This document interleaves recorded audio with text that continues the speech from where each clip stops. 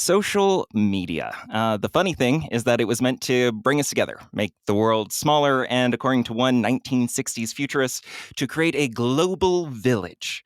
Seems awfully idealistic, doesn't it? But these days, at least on my feeds, it seems like a social media is a boxing ring or an emotional minefield. And there are many studies out there that are showing that social media may have a significant impact on a guy's mental health. So today we're going to be talking about social media and the impact on our health. This is Who Cares About Men's Health, where we give you some information, inspiration, and a different interpretation of men's health.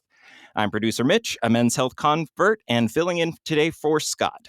Hopefully, Troy and I can make up for the BS, and always bringing the MD and a bit of validity, Dr. Troy Mattson. Troy, how are you today? Hey, Mitch, good to be here. And I'm excited to talk about social media because I do not like social media. So this is going to be good. You let your wife post the things, right? She posts everything. Everything Yeah. anyone knows about me is something she has posted. So that's right. Sure. And to flesh out our discussion and give us their unique perspectives, we have two guests and listeners with us today. We have Johnny LaRocha. He is a communication specialist with U of U Health, where he makes videos for social media. Johnny, glad to have you. And it says here that you love video editing and bread. Is that? Yeah, so I didn't know what to say about myself. I know a team member here once introduced himself as liking bread, and I was like, you know what? I like bread too. Why not? Well, good. All right. That's a great way to introduce yourself. I like it. I like bread, right? Yeah, I like bread. Same. Yeah, all right. I'm a fan. We're pro bread podcast. All right. Also joining us is Luca Whittington, a former business owner and social media content creator for the Huntsman Mental Health Institute. Luca is also active in the Salt Lake City queer community and obsessed with Taylor Swift from day one. Hello, Luca. Hi. Yes, I do love Taylor Swift. I did spend my entire life savings on tickets to the Eras Tour, and no, I am not sorry about it. Wow. Okay. Money well spent, though. Sure. It's going to be so worth it. Yeah, that will be good. And finally, to help give us a professional perspective on social media and mental health, we are happy to welcome back Dr. Scott Langenector. Hey, how's it going? It's going all right. And you? I'm doing okay. Good. Before we start digging into what some of the research shows or some of the potential impacts it might have on our health, I wanted to kind of go around the room and have each of us kind of describe a little bit our relationship with social media. How do we use it? How would you describe your relationship with it? Does it ever impact your mental health or any health aspects? Let's start with Troy. Troy, what's your situation with social media? It's pretty much just a non-existent relationship. Basically, Okay. like you said, anything that gets posted about me is stuff my wife posts. Right. So she's active on Facebook and I don't know, what are some of the other social media platforms? That's so Sure. inactive on, I didn't even know. Oh, you're making the poor social media managers like I'm so sorry.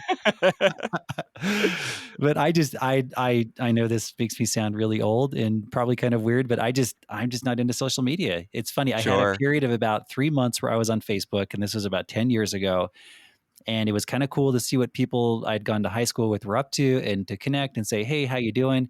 And then it just became another email account to check, after I kind of Sure. caught up and see what everyone's up to. And then there was kind of some weird stuff with work too, where one of my colleagues got a kind of a strange message on Facebook from a patient kind of threatening. And then I had one of like a former kind of someone I knew in high school who I'd seen as a patient in the ER who was kind of reaching out to me on Facebook. And I was just like, this is just too weird. Like, Okay. and maybe it's just because of my job that it just was like, this isn't something that, it doesn't add a lot to my life. And I just was like, okay, that's good. I'm out. And I just haven't done anything with social media since then. Okay.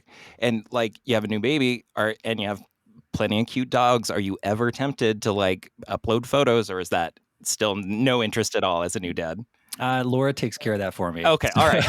You've outsourced that. All right. I've outsourced it. So yeah, Sure. there are lots of cute photos, and she's definitely the one sharing those. So Sure. yeah.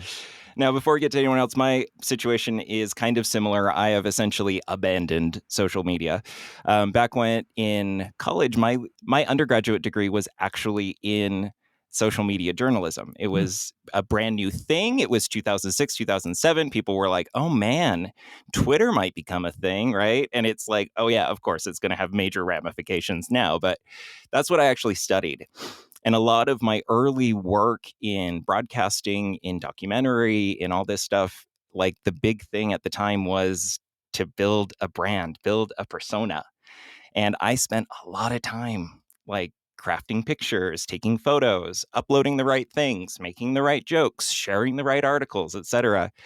And eventually, as I got a little older and some big things happened in my life, I just was like, no, why am I doing this? Why am I turning myself into a brand? Right. And that was something that was like a big shift for me to just stop posting. And then the second thing is I still watched social media. I still had friends who were on it, but I didn't post anymore. I didn't interact anymore. But then when COVID happened, I don't know, my anxiety was at an 11. Every time I hopped on, there was bad information, good information. There were people fighting. There was, news stories that I always would keep up on the news. But now at that time, I couldn't. I had reached a limit. And I really don't do any social media, but watch the occasional TikTok these days. So that's where I'm at. It's interesting though, Mitch, because I think that's kind of in the very short time I was really on Facebook. That's kind of the thing I just got really tired of very quickly was this sense of a lot of people trying to craft an image and, feeling kind of obligated to do so as well. And I was just like, this just isn't my thing. And it got old really fast. So it's interesting to hear that you were all in on it and you even studied it and majored in it. And, and being in that, you're just like, I'm kind of tired of it. So it took me moving to a shack in Ventura County in like the boonies where I had no internet and just like I had to get cut off from it for a couple months. So I was just like, this is wonderful. I'm never going to do this again. So you went cold turkey then. Yeah, not by choice, but but it happened. So it's good. It happened. Nice. Yeah.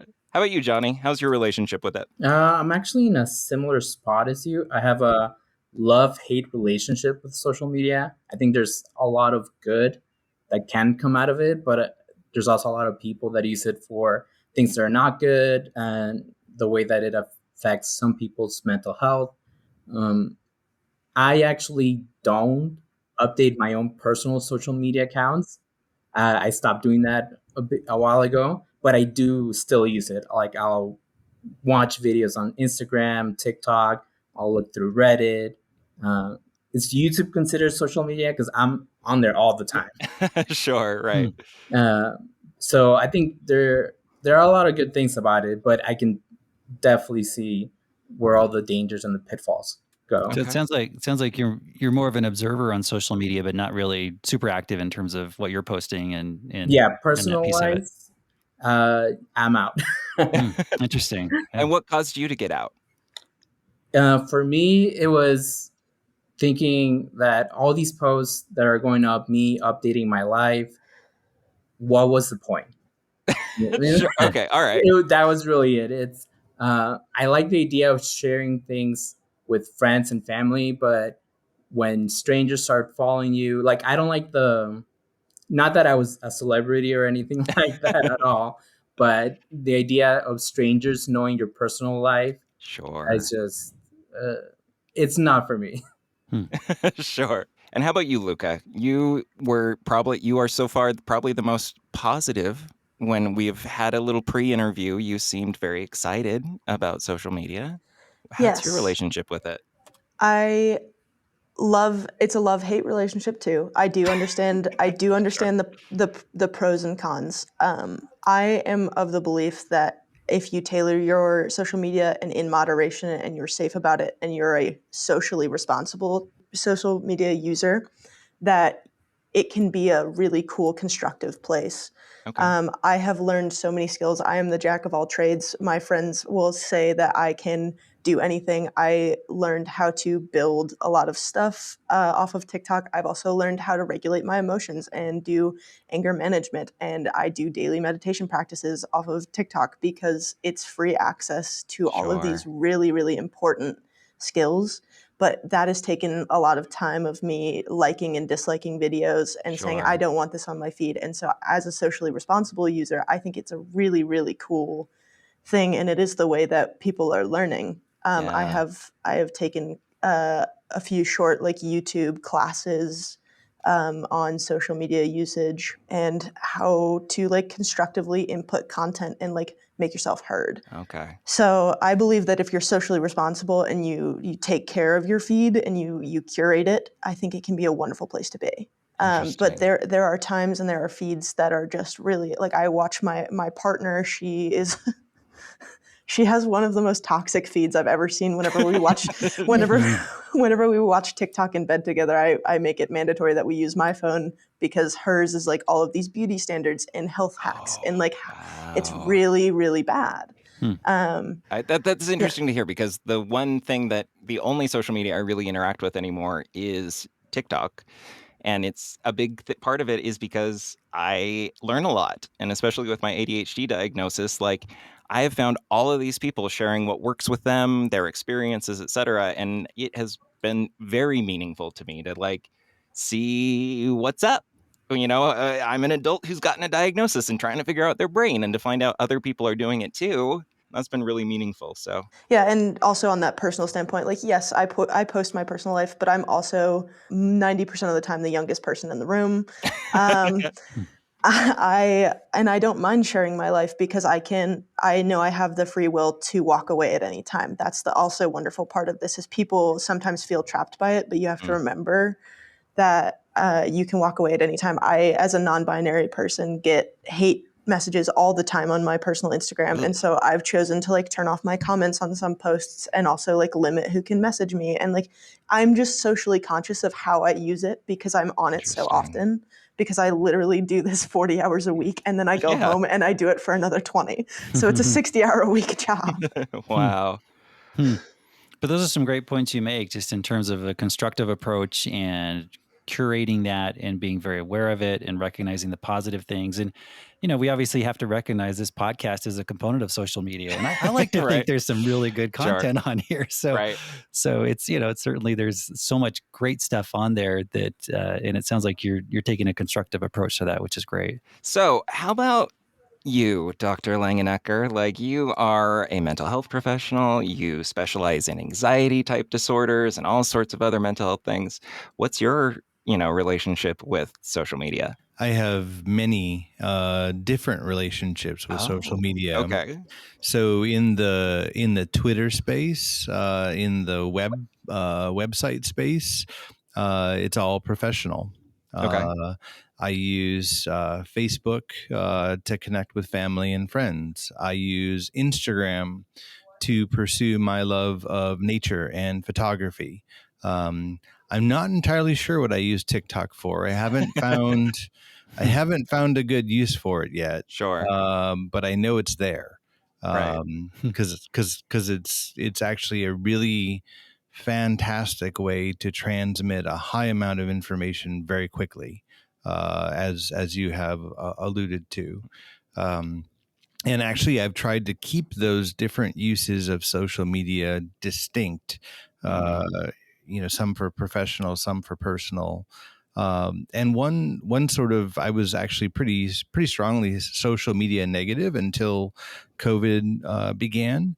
And I was posting hikes that I was going on during COVID. And people, not many people, but some people would say, this is so great to see that you get to be out in nature. I can't be out in nature. I'm on lockdown. Thanks so much for posting these videos. And, it was only like one or two people, but even in that context, as a mental health professional, I felt good about it. I would also add that I've never felt a need to curate my social media content for others. Sure. I have a very selfish use of social media. It's good for me, or I'll walk away from it. That's healthy. So let's shift our conversation a little bit to what some of the research and what some of, what are the professionals saying about social media and its impact on health.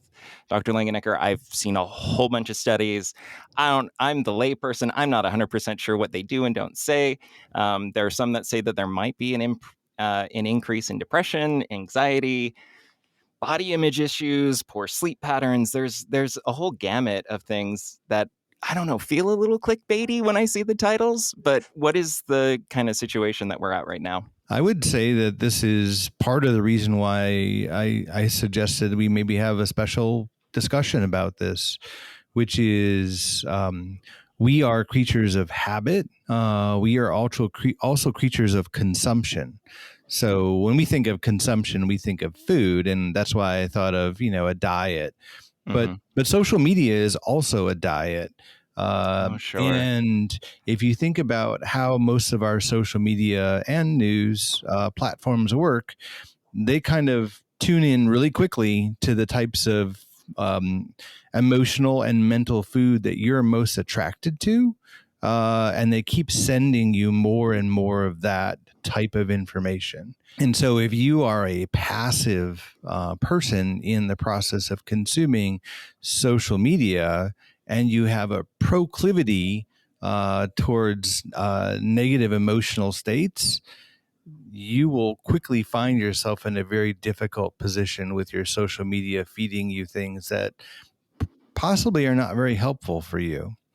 Now, to answer your question, I would say that all of the studies thus far have been observational, which is observing how people use social media and how social media responds to those individuals' use.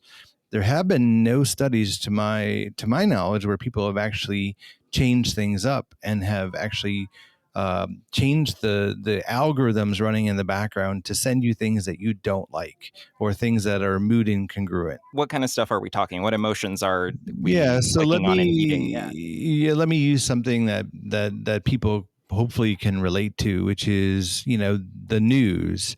So when we think of the news, we think of going to cable TV or going to the New York Times or something, but social media is infused with news. And most people actually get their news through social media now. And so let's say you're, clicking, we'll use the disaster that happened with the submersible, Sure. recently. For those who have a proclivity to threat, links around that were, clicked by millions and millions of people. For me, as a mental health care professional who deals with tragedy often, I actually actively avoided anything to do with that because I knew it would just make me feel sad. It's interesting though. It sounds like it's because I've always assumed the problem with social media is that you see a whole lot of people who seem really happy and have ideal lives, and you recognize that your life isn't ideal, so it makes you feel kind of sad about your own life. But it sounds like it's much more complex than that in terms of what you're being fed and what it just kind of becomes a spiral. If you're already consuming negative information, you're just going to get more and more of it.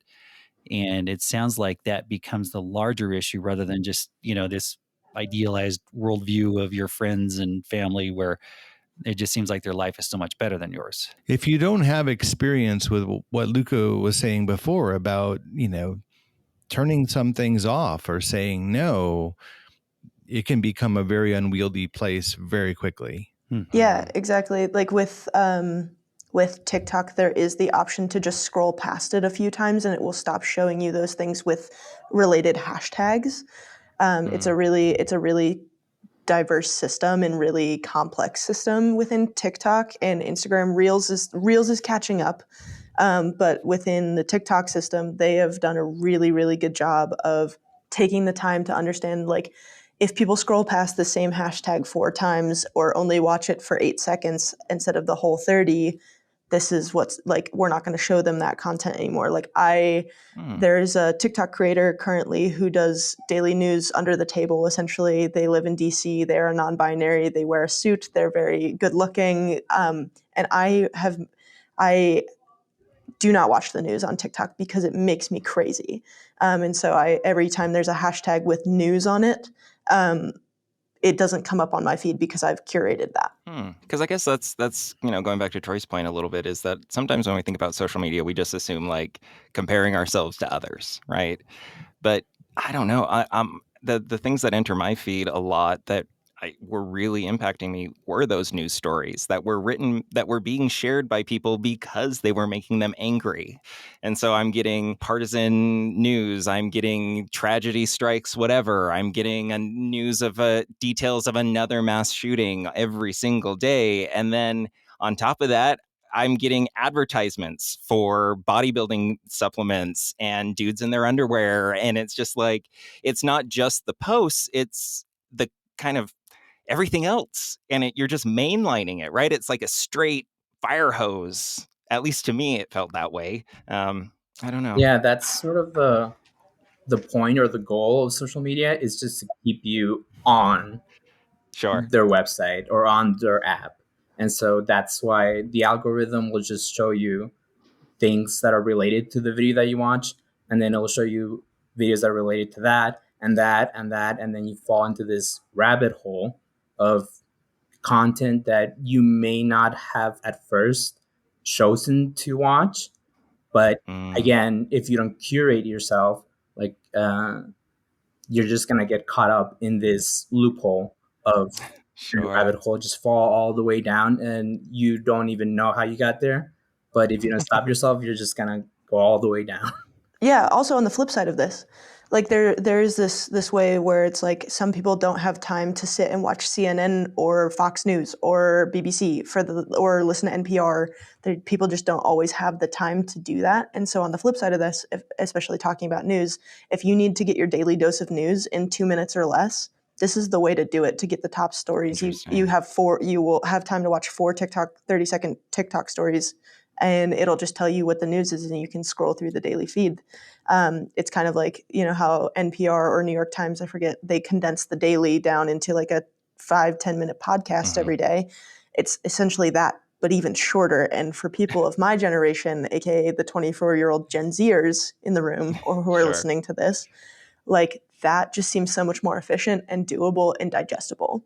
I was going to say, hearing all this though, I think the biggest thing is it seems like it requires quite a bit of discipline to really curate this. And, you're talking about, okay, you can't watch it longer than 8 seconds or else then that becomes part of your feed or that figures into the algorithm.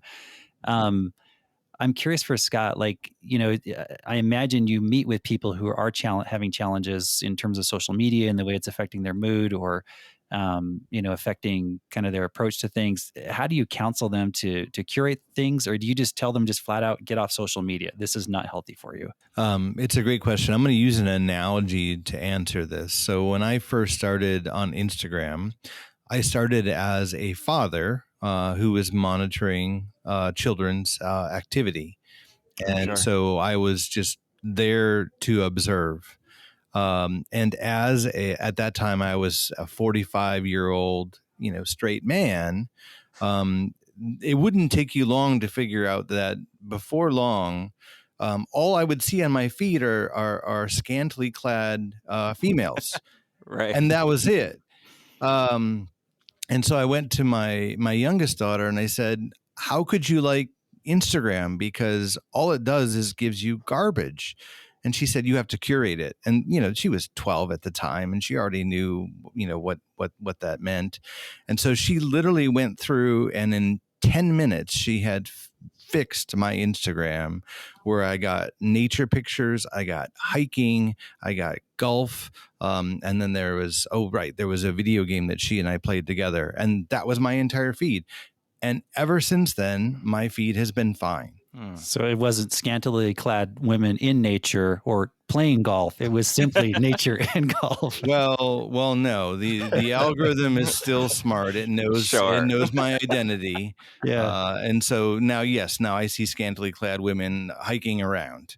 And I haven't figured out how to turn that off. Yeah. Sure. So what are some of the ways that being exposed to or consuming, your media diet, right? Like you're reading the bad news, you are seeing these pictures that are made and stories that are made to give you an emotional response. What are some of the mental health impacts that a constant stream like that can do to a person? So this is why we use the word diet. I think diet is absolutely 100% spot on here. So if you go to, McDonald's, and every time you go to McDonald's, you have the supersize French fries and the supersize Coke. Over time, your body is going to adapt to that. And over time, your body is going to put on a lot of extra weight. You'll probably develop diabetes and hypertension. It's the same with the things that we consume into our brain in other ways. And so if we constantly, to use the term, thank you for bringing this up, Luca, if your feed is a toxic feed, it will have mental health impacts on you. It's like a clear link. There's no way to avoid it. So the easiest way to think about it is if you're in a loud family, right? Let's just say you're in a loud and emotionally expressive family, and every time you go to dinner, there's an angry discussion about the food, and people are complaining about the food and who makes the food and the quality of the food and whatever it might be. Over time, you might come to not like going to dinner, right? Sure. So there's an emotional link, but there's also the content itself. And if the content itself is negative or of distasteful quality and content, it will make you angry. It will make you sad. And I would say that actually cable news figured this out long before we had social media. It's not just social media. I would put to you, if you watch cable news for at least 7 minutes, you will become angry or afraid, depending upon the type of programming that they have for you. Those are the two outcomes they want, because angry people, make political decisions. People who are afraid make political decisions. And so, in answer to your question, Troy, I absolutely do cover the content of people's daily routine. And social media is a part of their daily routine. What are the sources of spiritual, emotional, and social replenishment that you get that make you feel better about yourself, your community, your social interactions in the world? And that does require curating not just social media interactions, but actually real in life with other people interactions as well. Well, let me ask you this too, because I'm curious, as you've counseled people, and I'm sure you're talking to them about managing social media, that sort of thing. So let's say someone like myself came to you, and I don't use social media, and I said, I'm very lonely. I don't have a lot of friends. Would you recommend social media to some people? I mean, do you think there's enough value in it that you would actually recommend it to someone? Or do you feel like it's just more trying to manage it when people are already on it? Yeah. I feel like you laid a trap for me here, Troy. I'm just curious. I'm curious if anyone's recommending actually getting on social media. So the advice that I would be giving folks is, if you're lonely, socially lonely, social media can be a way to augment social activity, but it is not a way to replace social activity. So we would actually begin with, and I've done this with any number of patients, we'd actually begin with activities that you enjoy. So let's say you like gardening. Let's say you like biking. And say, well, you like biking. You can bike by yourself, or you could bike in a group. So maybe you're going to join a bike group, and that's a way to have a social outlet. And I talk with my patients all the time about low risk social outlets. And so joining a group, a gardening group, a book reading group, a biking group, is a way to have social interaction, to feel connected to people. But it's pretty low stakes. It's pretty low risk. And so that's where I would start. And it may happen, if you join the biking group, that they have a social media page, and you end up connecting with people also on social media and augmenting that connection.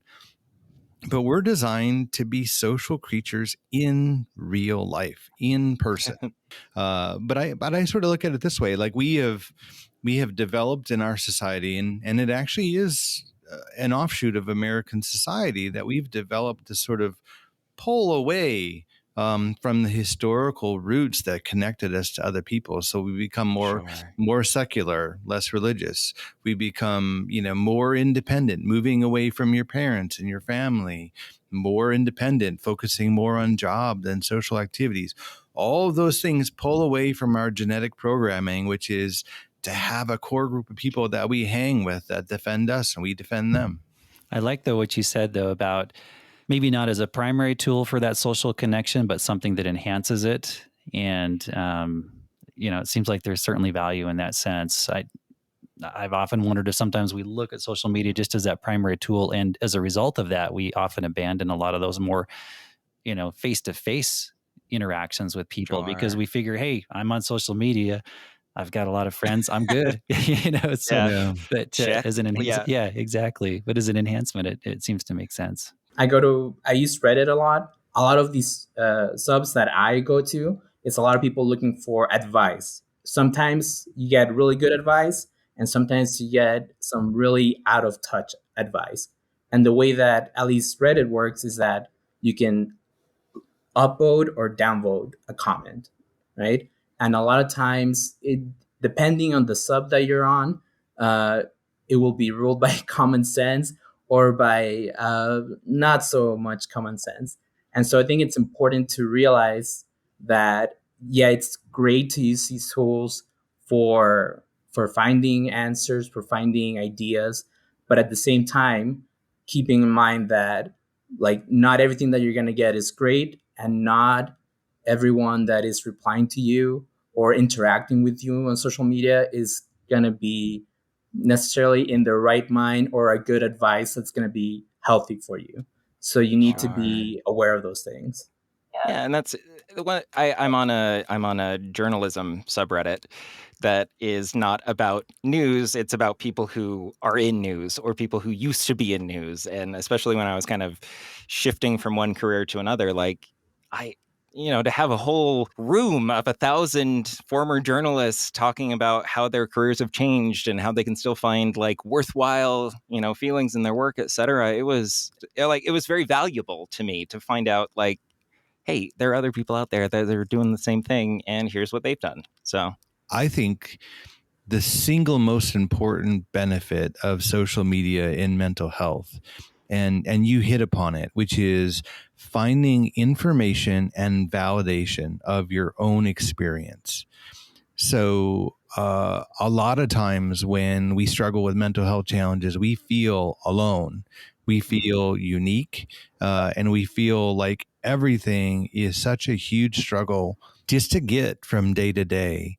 And what I've observed in social media, and I mean this as sincerely as I could say it, is the warmth and the validation and the acceptance that's come through in some of the channels, and the way that people, especially the younger generations, have come to understand and support each other in mental health challenges has just been outstanding, tremendous, fantastic. I can't say enough about it.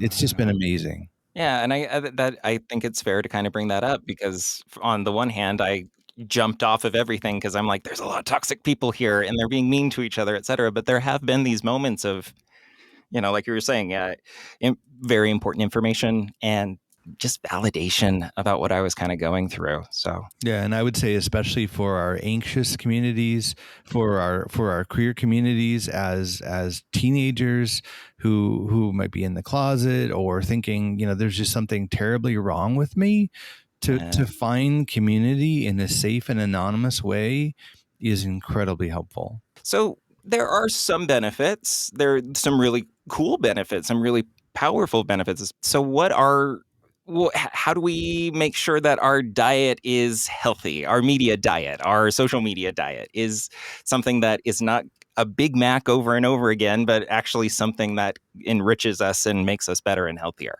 I think there are tons of ways to do it.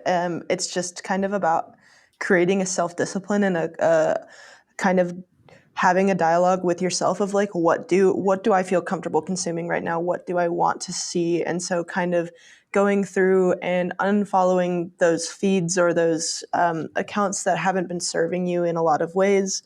I think also like, if you're really interested, let's say you're really interested in knitting or you're really interested in like the LGBTQ community, you can search that hashtag and then you'll get an abundance of stuff and then it'll curate your feed a little bit better. You just have to really be on it. Social media can be that trap of like, I'm just going to scroll endlessly for 6 hours at a time and then lose that and be like, I don't know what I just consumed.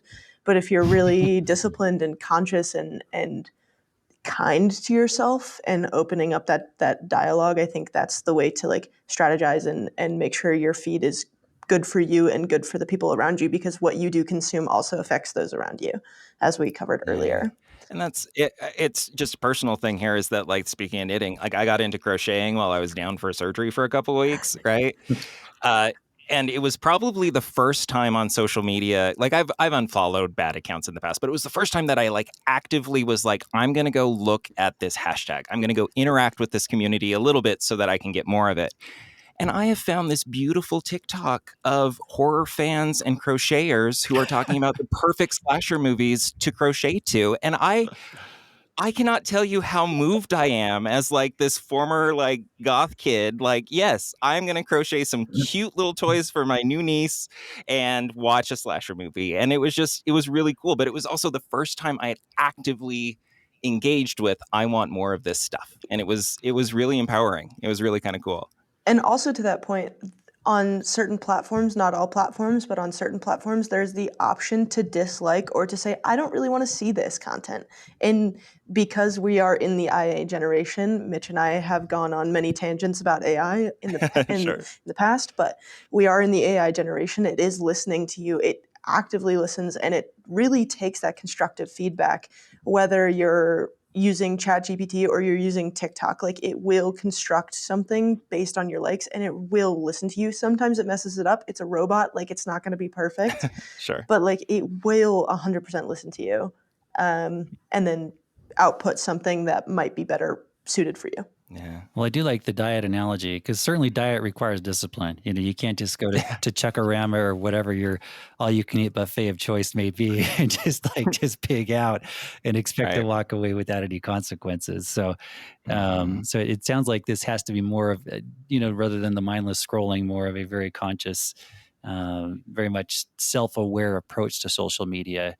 For it to really be a positive thing rather than detrimental. But also to that point, like, sometimes it's okay to just sit and scroll, because it happens, and like, you don't get all up in your own grill about spending 2 hours on a Sunday because you have the time. Don't get upset about it. It's okay to do that. Sometimes you just have to let loose and just watch whatever's in front of you. Is that okay, Scott? Is it okay to spend those hours? Yeah, let me give you an analogy. So, my favorite place on this planet, I go and I paddleboard, and I might spend 2 hours, 3 hours, even like 10 hours paddleboarding in this place. And my objective is to do nothing other than to be and to exist and to breathe and enjoy the things that I like to enjoy. And if that's your goal, to Luca's point, if your goal is to say, hey, I'm just going to float in the abyss of social media for a bit and I'm going to enjoy it, and you are enjoying it, then by all means do that thing. Like, it's totally cool. And to answer your question, there's sort of three things that I kind of want to sum up social media interaction. One is to be active. You know, if you want your life to change, if you want your diet to change, you have to be an active participant in that process. Like Luca was saying, you have to curate it. Like Johnny was saying, you have to know what to ignore and what not to ignore, and to be intentionally kind. And I've actually replaced the word kind in my lexicon, because I think kind is kind of overused. But I like to use the word be gentle. I find that if I focus on being gentle with others, I'm always going to be kind. Sometimes when I think I'm being kind, I'm not being gentle and I'm actually being mean. And then, of course, the other thing I alluded to before is to be okay with being wrong and to apologize. Like, it's not a big deal. Like, you could write something that might be hurtful. Just apologize and move on. I like that. I think it's an important skill to learn, and social media seems like a great place to learn it. There's so much value in learning to apologize. And it's been just, as a physician, it's been something I've really tried to work on, of apologizing if I make a mistake, or if but just in my personal life as well. So I like that you're really emphasizing that. And quite honestly, I've never really heard that discussed before in the context of social media. And it seems like, a great place to recognize that, we're going to say stupid things and things we really didn't mean to say, and things that were said with a lot of emotion. but we can always just apologize, say, hey, sorry I said that. I shouldn't have done that. Even we could mean them, and social media is the avenue by which we learn that the things that we meant are actually hurtful, and maybe we need to think of a different way of thinking. That's a good point. Yeah. Because there's certainly, I mean, in the last 3 years for sure, there have been things that I've learned on social media, that undo some of the, I'm going to use the word programming, that I had as a child. I've learned that I can be wrong a lot more often than I thought I could be wrong before, and that being humble and gentle is a good start. So I think I've learned a lot. We like to do takeaways here. For me, one of the big things is that kind of being active, like being a part of it. Like social media isn't there just to like zone out, which I think a lot of us can use that for, but to be interested in, what am I consuming? And how am I interacting with it? Am I being present? Am I being a part of it? Or am I just mindlessly scrolling on whatever the algorithm chooses to give me, and it's going to make me grumpy? So that's me. How about you, Troy? I'm not quite ready to reactivate my Facebook profile and reactivate those pictures of me from 10 years ago on there. But I am more open to the idea of engaging with social media, where I would say prior to this, I just saw it as like something where there wasn't a lot of value and it led people to be depressed and unhappy. But it's I think you've all had some really great thoughts about how to make it a positive thing. So I appreciate that. How about you, Johnny? I think that if you find like-minded people, it's great. If you find tutorials that help you know how to do things like work on my car or installing different things around the house, those how-to videos.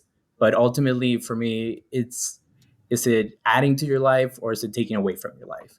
And if it's taking away from your life, then get rid of it. I like that. Luca. A big thing just in the conversations that we've had is it's okay to take breaks. I sometimes forget that because 40 hours a week I sit on a phone and I create little TikTok videos and scroll through Instagram and Facebook and all of the avenues. But it's also okay to unplug. I think sometimes, even though I am pro social media, I'm also pro taking a break. And I sometimes forget that that's okay. So I think that's my takeaway. Sure. And how about you, Scott? A lot of very different opinions and experiences here. A bunch of generations represented. What are you feeling? Yeah. I love the word that Luca used before, which is curating, actively curating the content. And I'd like people to think about like staying local. Like, what do I mean by local? Like local is things that mean something to you, things that have a purpose for you, and things that you might actually have an impact upon. This is a little bit soapboxy, but I think part of the struggle that we're having now is that we're finding access to all sorts of terrible things that are going on in the world, and it's really easy to become overwhelmed by it and to blame social media. But social media is an avenue for that information to come to us. We can still turn it off. We can still curate what comes to us, and we can curate, pretty funny cat videos to come to us, and instead of toxic oil spills. Right. Doesn't mean we don't care. It means that we're taking care of ourselves so that we can actually be a positive actor in the world. So what about you, the listener who is listening right now? One of the challenges I have to you is to take stock in your social media habits, in your media diet. Take a hard look at it and be what is bringing you joy. For me, it is pit bulls in pajamas. I think that's a great thing. Pairs really well with my murder crochet. Love that. Or is it taking away from you? Is there things that you are looking at, consuming, reading that just are not giving you anything in your life? Let us know your thoughts. Maybe try a break. Let us know how it goes afterwards. And maybe we'll do a future episode about, maybe taking a break and seeing how people feel after. But you can always send your thoughts or any other health questions you may have to our email, hello@thescoperadio.com. That's HELLO@thescoperadio. Thanks for listening. And Johnny, Luca, Scott, thank you so much for joining and sharing today. I really appreciate it. Yeah, thank you. I really appreciate it. It's great. Thank you all. It was nice to learn from you all. And thank you for caring about men's health.